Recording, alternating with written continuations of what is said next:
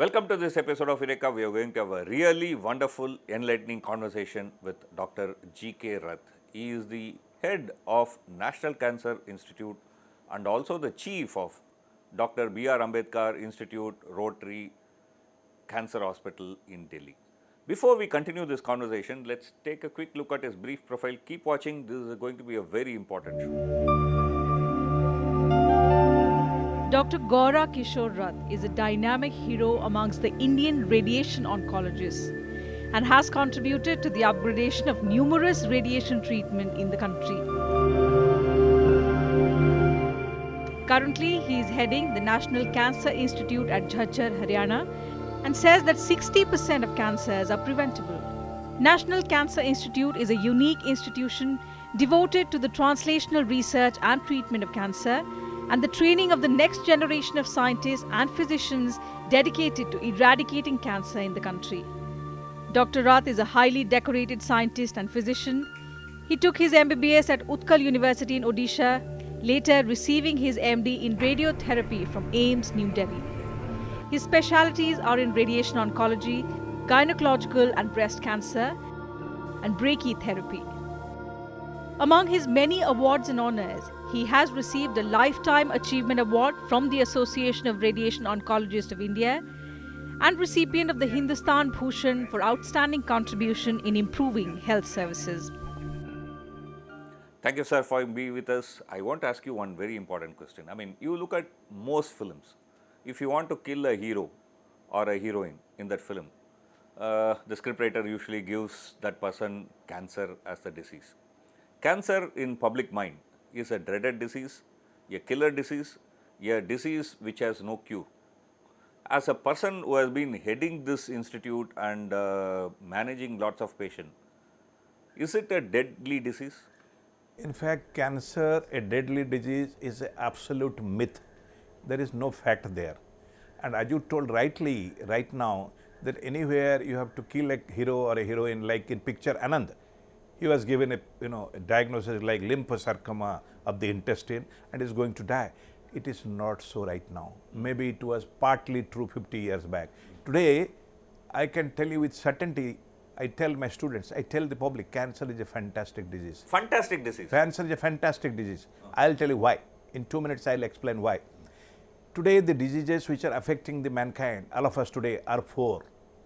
Heart disease, cancer, stroke, and trauma. Okay. This is how most of the people are dying today. Yeah. Out of all these, cancer is the only disease which is 60% preventable, 60% early diagnosable, and 60% curable.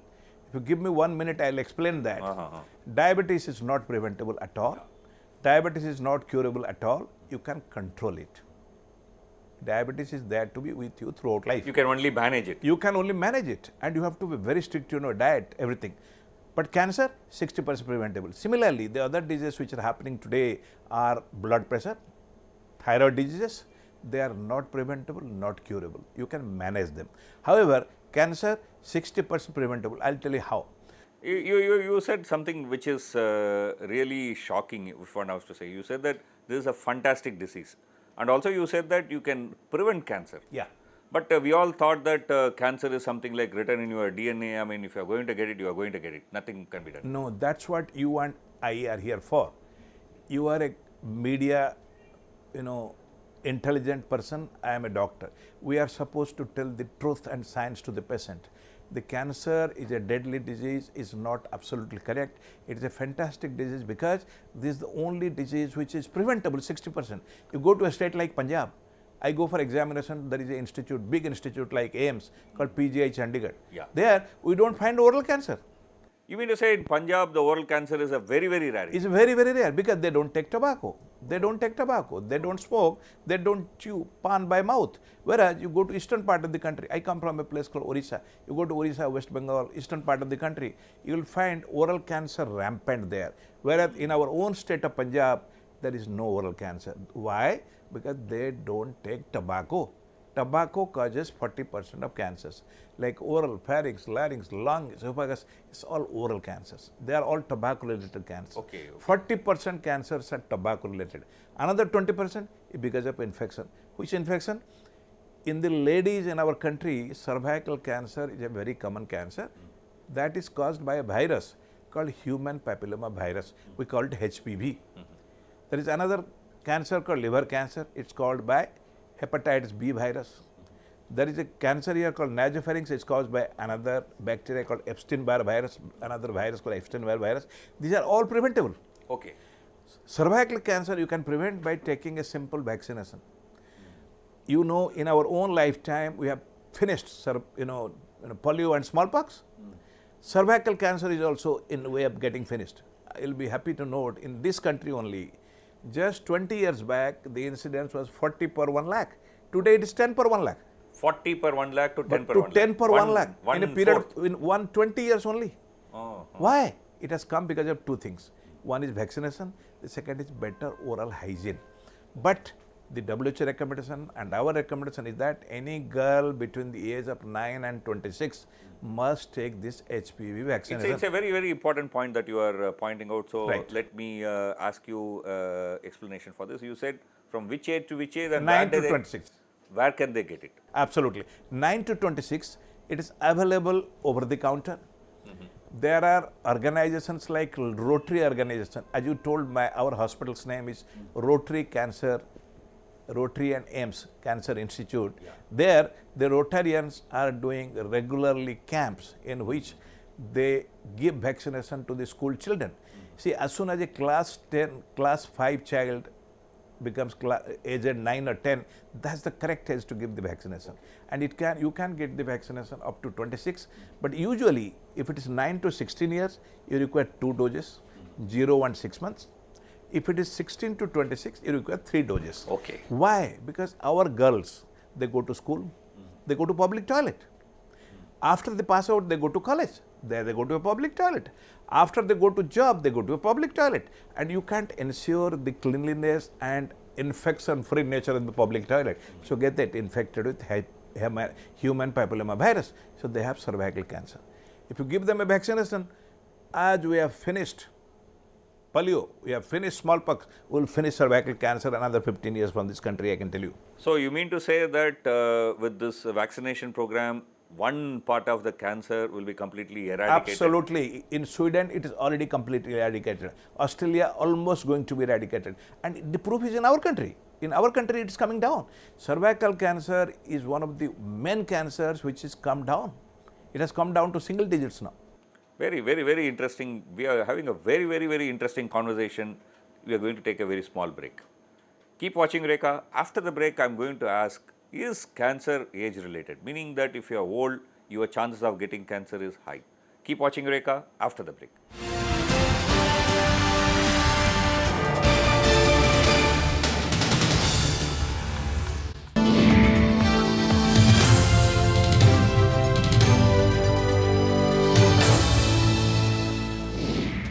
किसान और कृषि से जो जुड़ा मुद्दा है वो उड़ीसा में बहुत महत्वपूर्ण हो जाता है। तो किस तरह की रणनीति है और क्या वायदे हैं जनता के लिए?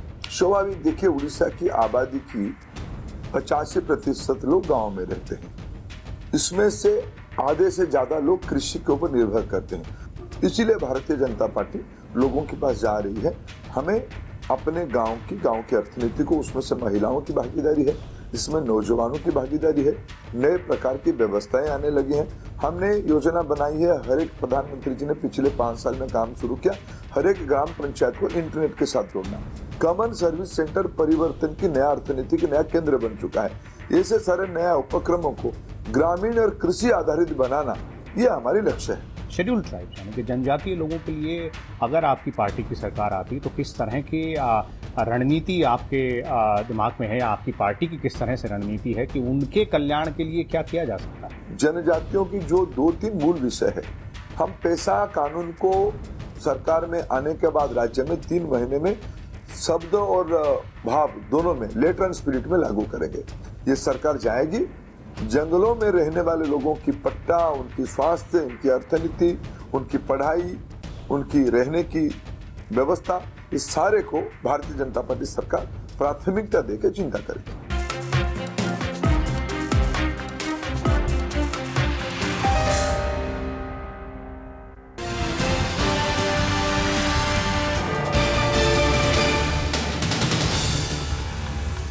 Welcome back to Eureka. We are having a very wonderful, very engaging conversation with Dr. G.K. Rath. He is the head of National Cancer Institute.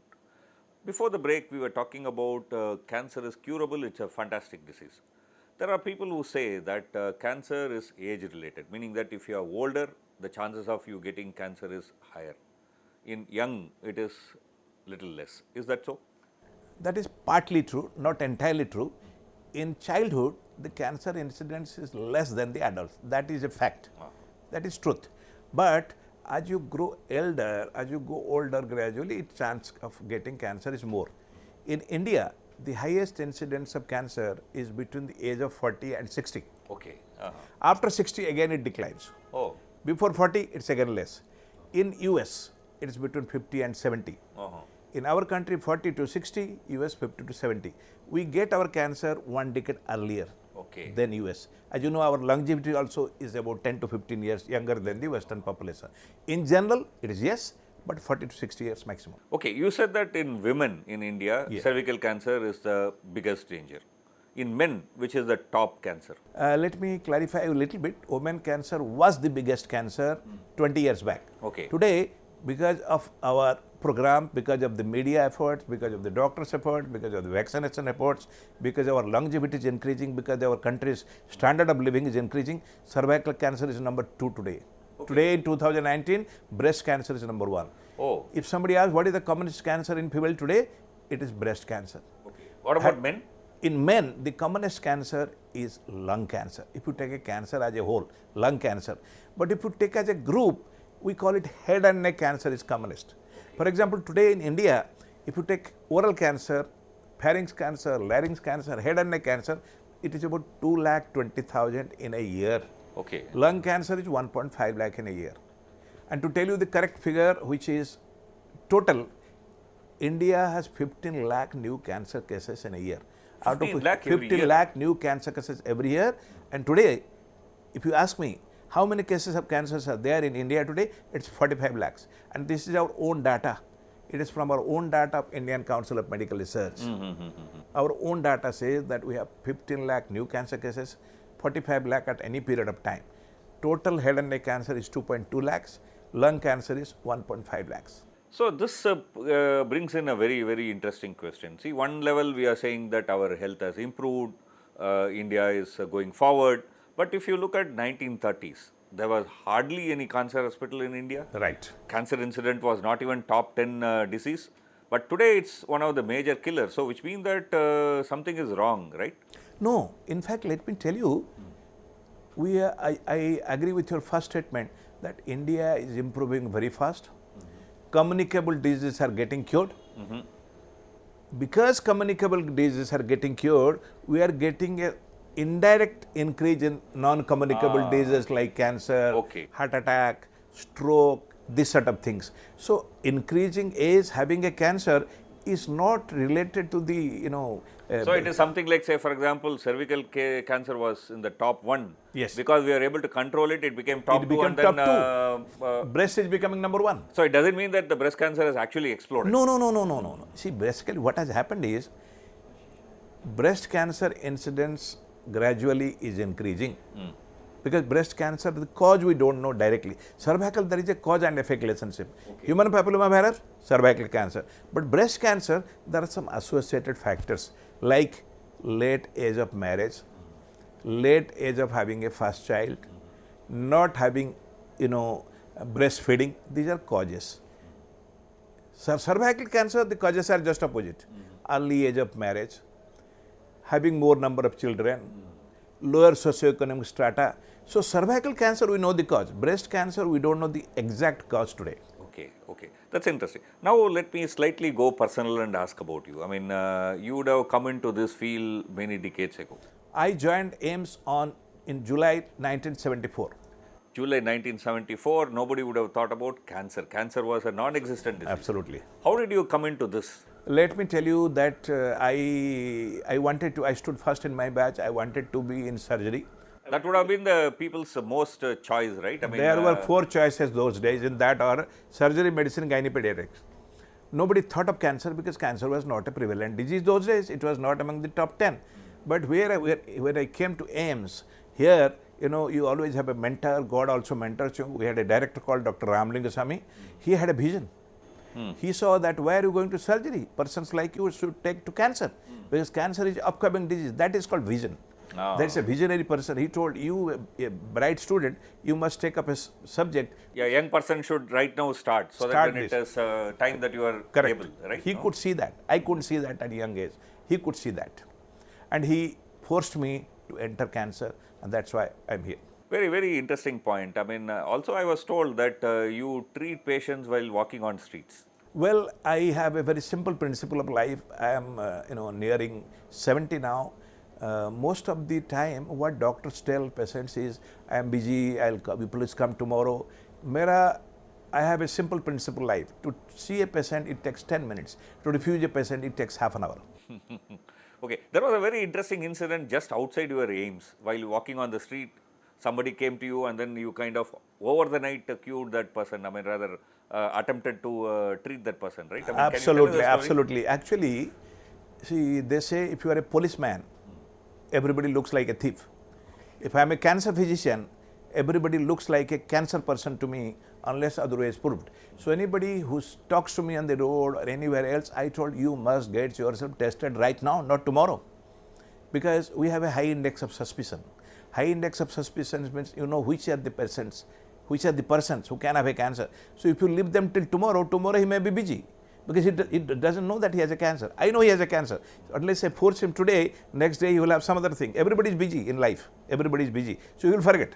So I catch out them there and there. I have cut hold of many persons from the road and diagnosed them same day. Very, very interesting point. I mean, now let me also ask a few other questions. I mean, in India, can you tell some important people who have survived cancer? Because we also need images, icons to show that it is possible. I have cured lakhs of patients in this. In Delhi, I would have almost 3 lakh patients who are cured. There are a lot of important persons who have been cured. Every name cannot be taken on in public life. But there are very important persons who have now devoted their life for the cure and management of cancers, like Yuvraj Singh. Okay. Yuvraj Singh is a famous cricketer.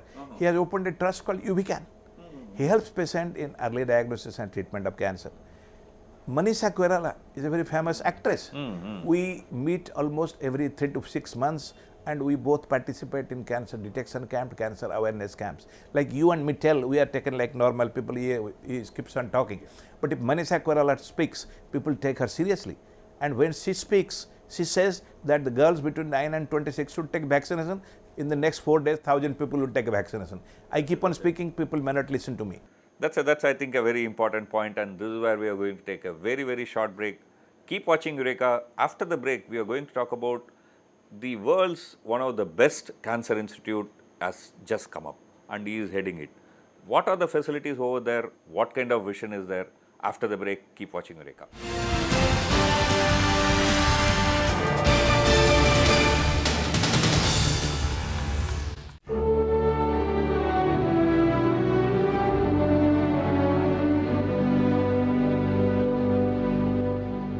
Shahjahan wanted a place where he can design a new city and a new palace of his own choice. Shah Jahan's architecture, you've achieved a classical type style, an emphasis on symmetry, on balance, on not over ornamentation. Probably the most remarkable part of the Red Fort, to my mind, and its still extant, is the throne in the public audience hall. India united for the first time, seen from the Red Fort in 1857, the second time during the INA trials, that is 1945-46, and then again in 1947.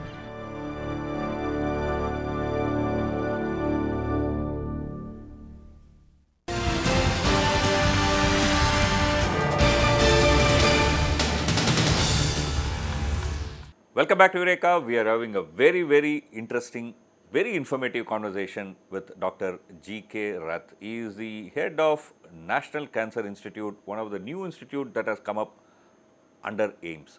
You are now headed rather actually founded this institute and heading this institute. I'm told some state-of-art equipments are going to be present there in that institute, which is going to treat patients from India. What are the major important facilities that you are building there? Let me tell you with the pride of this country that in that institute, there will be nothing in the world which will not be there. Okay. Nothing in the world. My vision is again 20 steps forward. That is a Manhattan project for me. Manhattan project was made to make a bomb during Second World War. In next 20 years, my aim is to finish cancers there. Okay. That is a translational research institute. We have 710 beds there. What we have started already, there are 710 beds there, out of which 250 has already started in the first phase. Next 2 phases will be over within the next 2 years. Okay. We are having the largest lab in Asia, which has already started. You will be happy to know that our lab can handle up to 60,000 samples per day. 60,000 per day? 60,000 samples digitally per day, all automatic. You can't commit a mistake even by mistake. The lab can handle 60,000 samples, number one. Number two, we are already installing linear accelerators, going to order a proton next month, and let me tell you, it will be for poor patients or for teaching and research. In next 2 years, we are going to have the first one in the country, which is called a carbon ion machine. Carbon ion is the ultimate, and we being in AIIMS, it is a teaching, research and ultimate patient care institution. You said two important modern facilities that you are going to get. One is linear accelerator. We all know that, for example, people have been using, for example, cobalts for giving radiation therapy for quite a long time. How will that differ from the linear accelerator? Very good question. In cobalt, the collateral damage to normal tissues is more than the linear accelerator. Okay. Linear accelerator does the same thing what cobalt does, but cobalt, in addition to treating tumors, also treats some normal tissues. It's like cross firing.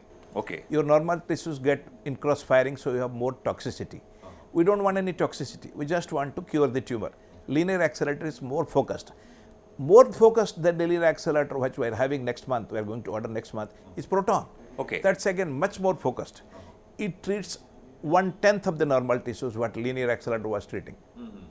And in carbon ions, which will have in another 2 years, the biological efficiency is 3 times more than protons. Okay. So we'll have everything in the world. You will be happy to know that we will be having the first carbon machine in the country. Carbon machine even US doesn't have. There are 2 carbon machines functioning in the world. One is in Heidelberg, Germany, and the second in Chiba in Japan. Okay. US doesn't have it. So the third one is going to be in Third one is going to be in India. That's I think a very, very important aspect, and as you say, perhaps with all this, in 20 years, we will be completely finishing off cancer from India. Our aim is to finish cancer in 20 years. We have already started finishing cervical cancer. Stomach cancer is coming down. The oral cancers are coming down. So in next 20 years, we'll finish all the cancer. See, you also said this institute is going to be a research institute Absolutely, also. yes. So what are your main focus of research? Exactly. As I told you, there are some research findings which you have done for many, many years were applied to the patients like cervical cancer. Who told us that cervical cancer is preventable by vaccine? Research. And that we have put to action. Okay. Stomach cancer is known because of a infective agent. We have started controlling stomach cancer. Oral cancer, we have known it is because of tobacco. We have started controlling oral cancer. Our main focus today is those cancers where we do not know the cause. For example, brain tumor, we don't know the cause. Pancreatic cancer, we don't know the cause. There is another interesting cancer in northern India, which is not found in eastern, western or southern part. That's called gallbladder cancer. Oh, okay. Gallbladder cancer is a peculiar cancer only in northern India. It's not found among the top 10 cancers. Gallbladder is number 3 in ladies in northern India. Not found in eastern, western or southern part. The causes are many because of the diet, water, whatever is the cause that way. So that we want to investigate. The other cancers which we are going to investigate, have research, is pancreatic cancers, brain tumors, leukemia. We are going one by one. Okay. So another aspect that you said about this National Cancer Institute is going to be a teaching institute. Teaching institute. So what kind of courses you will offer? Excellent. Let me tell you, AIIMS is the apex center for teaching, research and patient care in that order. So there we are going to have a unique degree called MD PhD. Okay. Like today, the physicians, the clinicians, they get a degree called MD after MBBS. Yeah, yeah. The researchers after MA, MSc, they get into PhD. Okay. So they both are doing their job for the same purpose, but everybody is busy, they have no time to talk. We want to have a stream of people called MD PhDs. Okay. After MBBS 6 years course, in the same 6 years, he will be the person who will be the clinician, he will be the person who will be the researcher. In the morning, he will see only few patients, 3 to 5, not 50 to 70. Afternoon, he will go to the lab. That will help us, one person concentrating on teaching and research, and that will help us in finishing the cancer. That's going to be a very unique educational That's the program first from time this. in the country we are going to have it. And AIIMS being an university, we will get this degree very soon, approved by our competent authorities, and start it very soon. Very, very interesting. We don't have much time in this program. There are lots and lots to talk. So now, as a person who has been heading this institute, who has been treating lakhs of patients, if you have to give 4 important messages to our public, what all will be your messages? Number one is you should not be afraid of cancer. Cancer should be afraid of you. Very interesting point. Number one. Number two, you should tell the public, everybody, all of us are ambassadors, tell the public that cancer is a preventable disease. Leave tobacco, 40% cancer prevented. Have vaccination, another 20% prevented. And the third point is come early. Your chances of cure will Why do you say come early? What is the key point there? Exactly. Scientifically, if you come early, if the patients come early, the cell mass is less. You deal with less number of enemies. Like I have a gun, I have to kill 2 people. 100% chance I will kill them. But we have to kill 100 people, some will escape. Yeah. So the number of cells which you deal at an early stage is much less than the number of cells you deal with the late stage. So early chance, we say 80-20 formula. Early stage, 80% cure, late stage, 20% cure. So the third chance is that you come early. Fourth chance is that it is a fantastic disease. It is much better than diabetes or hypertension, who are neither curable nor preventable. They can be controlled. And see, after all, life is not mathematics. You can't say get up at 6 o'clock, 5 minutes you are in problem. You can't do it like that. Yeah, yeah. So a person who has diabetes, you tell that yes, he has to go through control of sugar, control of exercise, everything. It's not possible. But cancer is such a disease, it is preventable, it is early detectable, it is curable. Very, very important point. I think with this, we need to end this program today. We have a lot to discuss, lot to converse with him, but the time is an important factor. Keep watching Eureka. We'll come back with another interesting conversation next time, same week.